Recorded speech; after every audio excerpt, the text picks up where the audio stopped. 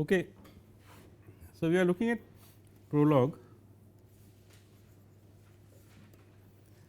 and it has a deterministic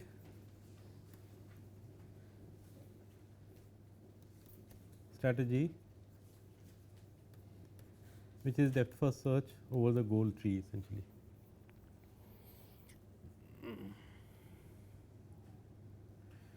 Now, there are certain things which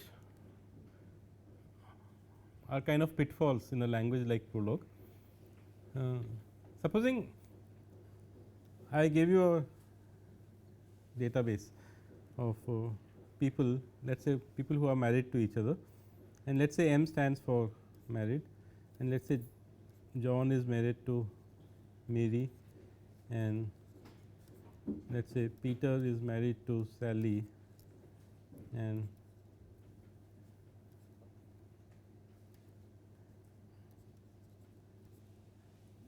let us say Jack is married to Sheila, let us say anyway some names essentially. So, we have some such knowledge base, and then we have one rule of inference which says if married x y, then married y x. Now, obviously, this is something that we take without blinking an eye in a logical framework, because all you are saying is that marriage is a symmetric relation. If x is married to y, then y is also married to x, but stating that in a logic program, or rather stating that in a Prolog program, is sort of fraught with dangers essentially. Now, imagine what would happen supposing, let us say for argument's sake that we have only these three statements in, it is a very small world that we are talking about. There are only 6 people and these 3 statements that is given to us essentially. And if I gave a goal as follows, is Mary married to John, then you can see that it does the depth first search. Remember, we said top to down and left to right essentially. Here there is no left to right here, but at least there is top to down. So, it will first try the first clause which says John is married to Mary, that will not match that. The second one will not match, the third one will not match, the fourth one will match, this M j will match x y. We will say that x is equal to m and y is equal to j, and this will reduce to a new goal which is John married to Mary. This is backward chaining, simple backward chaining here. So, the question of is Mary married to John, we have now reduced to a sub goal which is John married to Mary, because we have this symmetry relationship as part of our knowledge base, and this will be answered yes, because it will match this fact essentially, and our program will terminate essentially. Likewise, if I had given a goal as follows, is Mary married to anyone,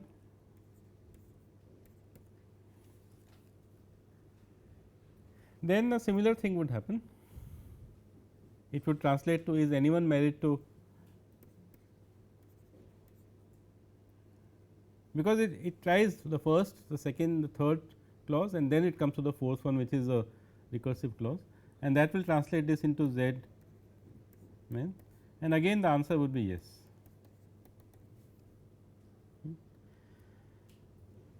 But what if I give a goal of this kind, married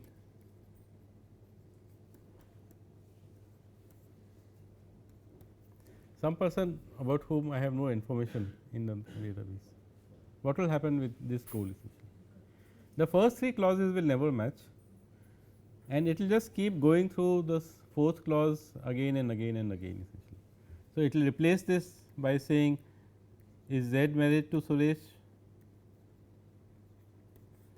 and again it will match the same clause and replace it by saying is Suresh married to Z, and you can see that it is basically gone into a loop essentially. So, it will just go into a loop and it will just keep never come out of that loop essentially. So, that is a danger which is there in a language like Prolog, that you have to be careful that you do not write clauses which end up in a loop essentially. Now, this is a simple clause about married, but you could have a set of clauses. For example, you could have a clause which says that child x y if parent y x, and then you could say parent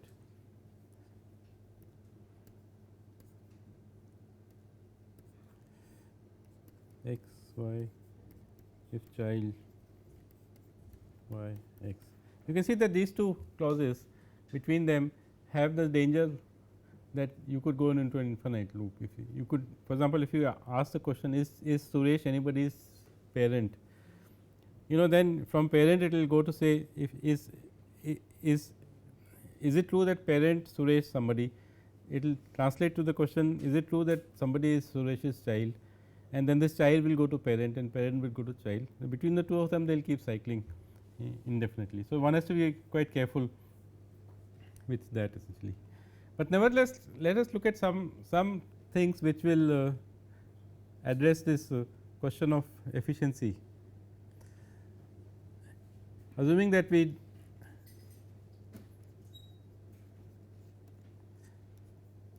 have avoided writing clauses which go into infinite loops.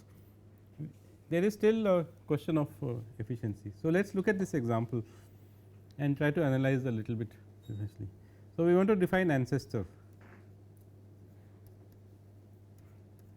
x y. I am not writing the question marks here, but ideally you should. So, let us write them actually, and the meaning of this is x is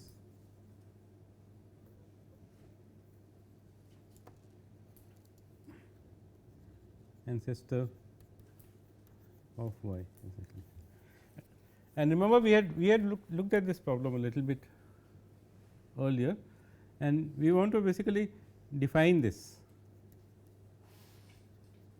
And what are we given?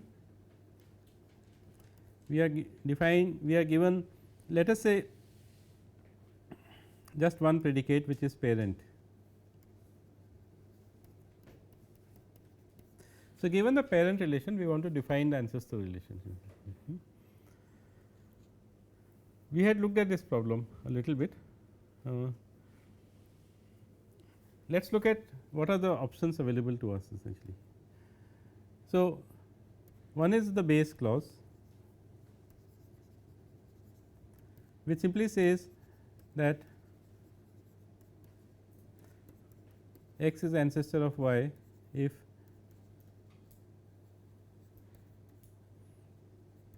x is a parent of y. So, we start off by defining that parents are ancestors, and then we want we had defined grandfather or grandparent earlier, that parent of parent is grandparent, but now we want to define ancestor. Now, recursive clauses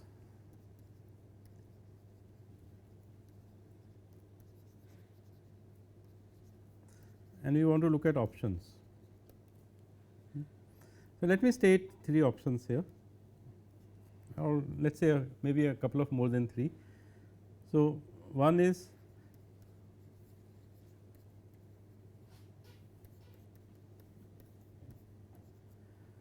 so when I say options, so let us write it like this, let us call this 1 and let us call this 2.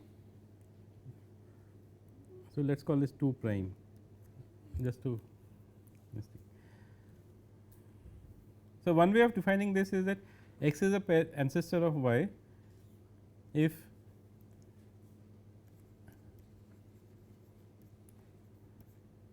x is the ancestor of z and z is the ancestor of y essentially. Clearly, it is a true statement. Let us look at another option. So, I will just write the right hand sides here, parent x z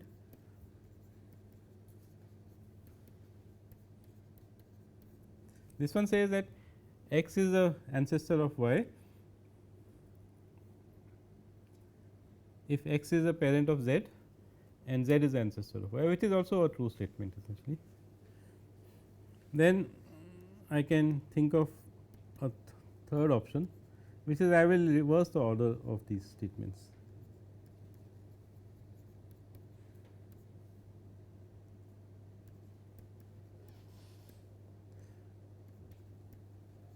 Logically, of course, it should not matter, because this is just an AND connected between those two sub goals, and we know that AND is a commutative relation essentially. So, I can say ancestor z y first and then parent x z, or I can say parent x z first and first ancestor z. And let me just separate these a little bit. The fourth one says parent z y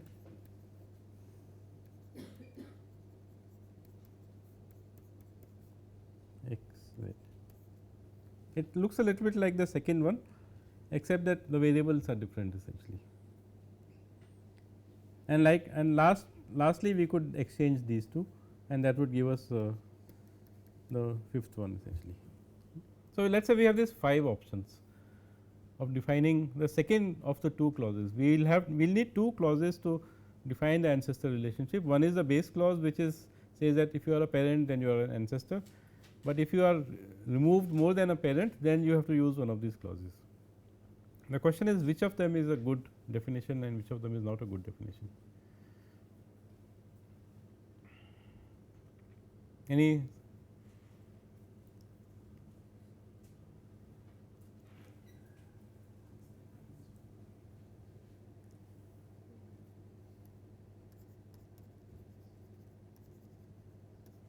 let us look at one of them.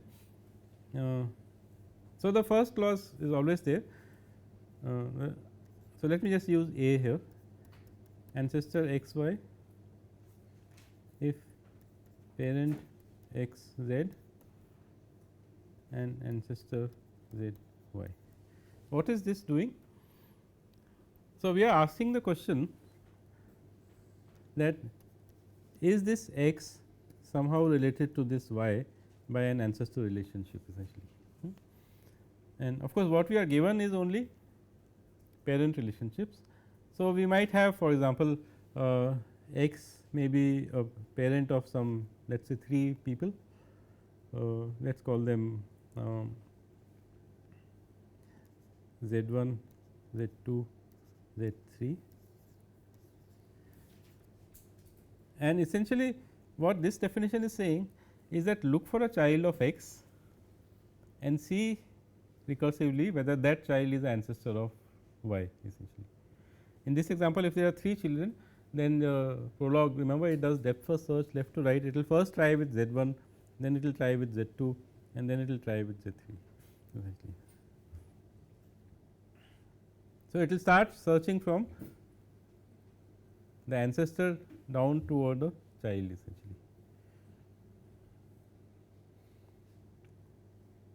What will happen if we reverse the order here?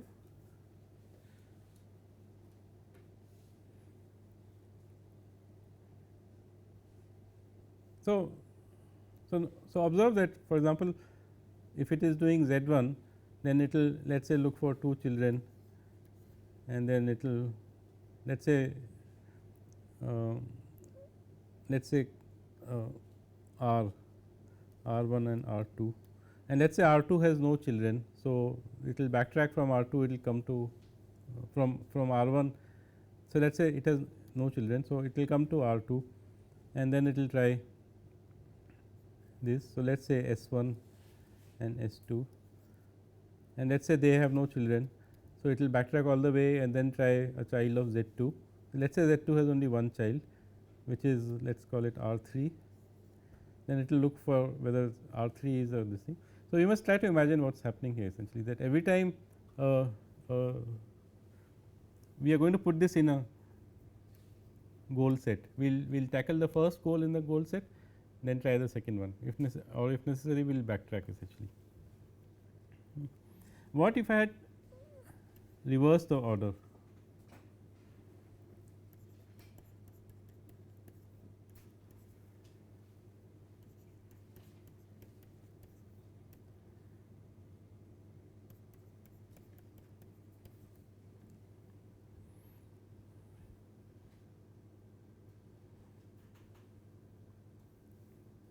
How will this program work? So,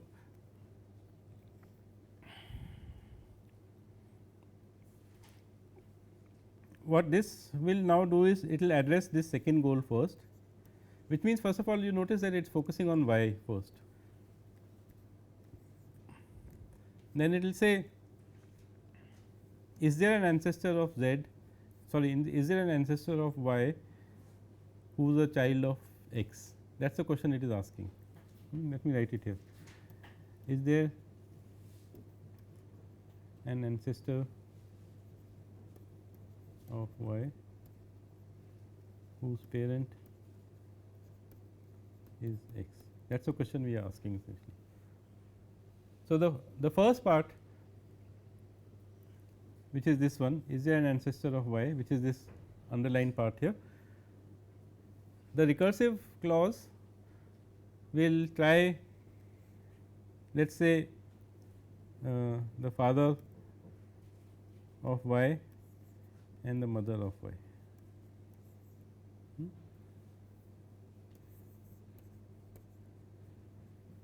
Not the recursive clause, sorry, the base clause.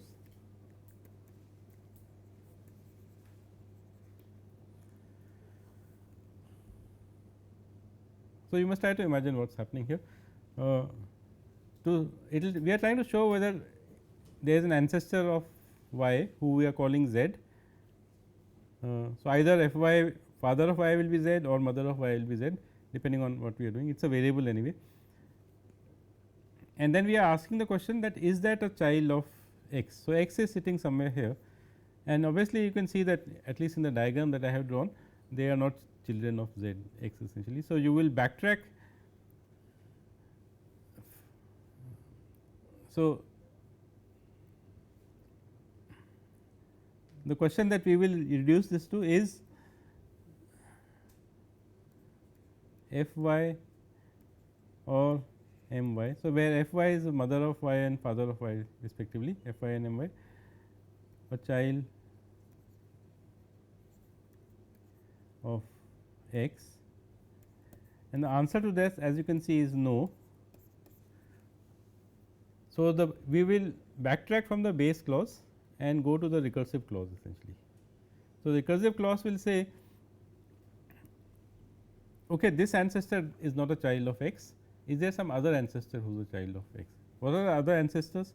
The other ancestors are father of y and mother of y, the parents of father of y, and likewise the father of mother of y and the mother of y. Of course, Prolog will not do this in the breadth first fashion that I am drawing this in. It will actually do it in depth first fashion, but you can imagine what is really happening essentially. So, essentially it is trying to find some ancestor of y which is a child of p essentially, whereas the first one is focusing on a child of x and trying to see whether that is an ancestor of y. So, you can see that simply by changing the order in which you are writing clauses,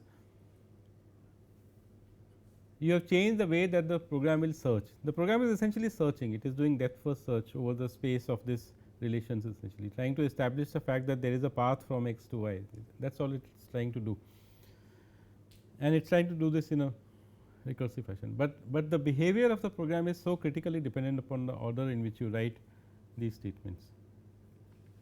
Let us look at one more of these situations.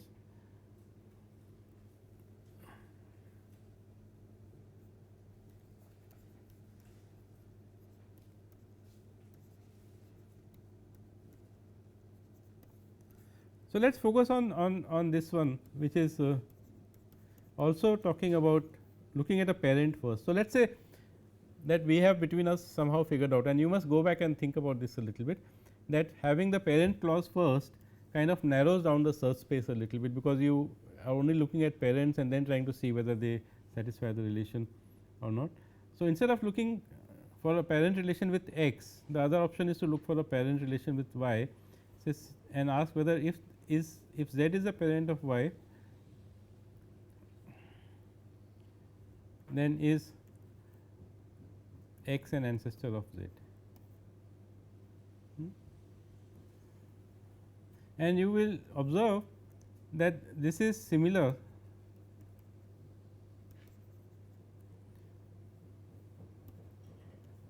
to the second of the two options we saw in the last one, which is if ancestor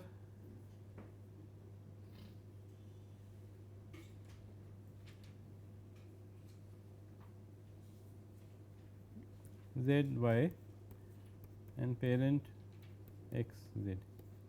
Why do I say it is similar? Both search upwards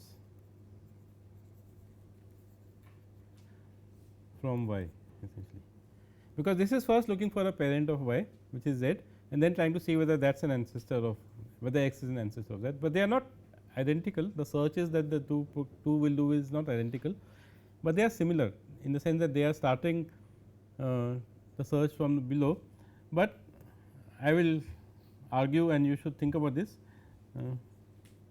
but this is at least simpler, and in fact, it is more efficient.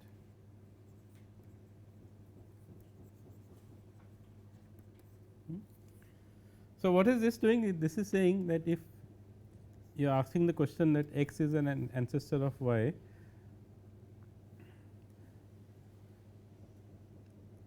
you are explicitly now asking whether z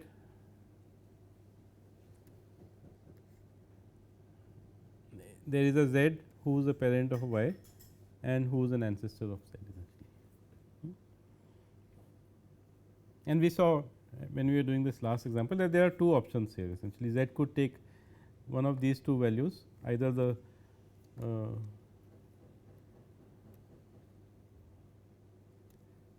father of y or mother of y. So, z could be either that or this.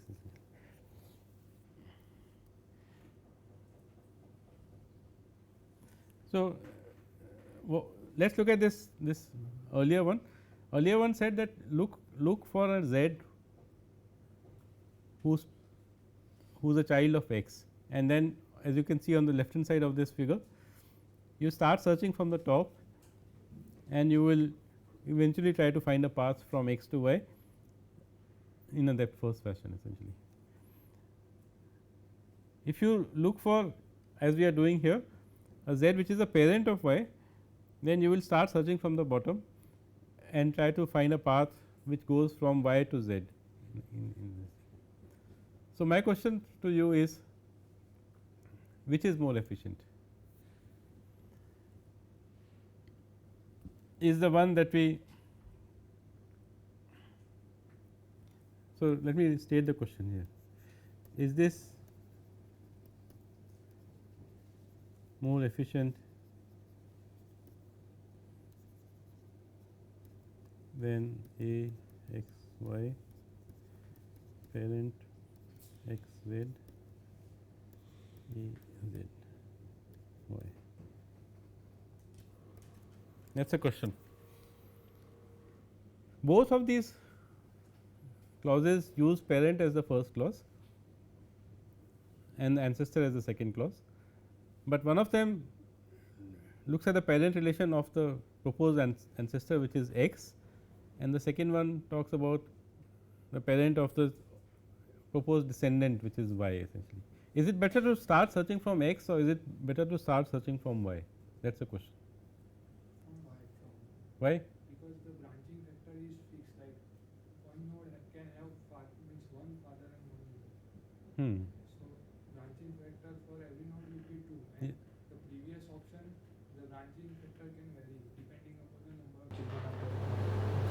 So, it depends on whether you live in which country you live in, which is actually a clue, which is a correct answer essentially. So, the answer to that is it depends on branching.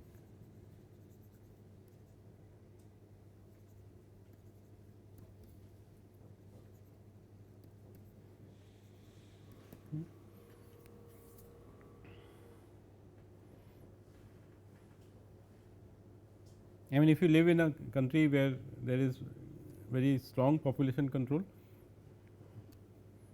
then maybe you should start searching from ancestor to descendant. Otherwise, it is better to search maybe from descendant to ancestor. Obviously.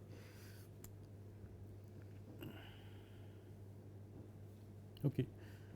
So, I think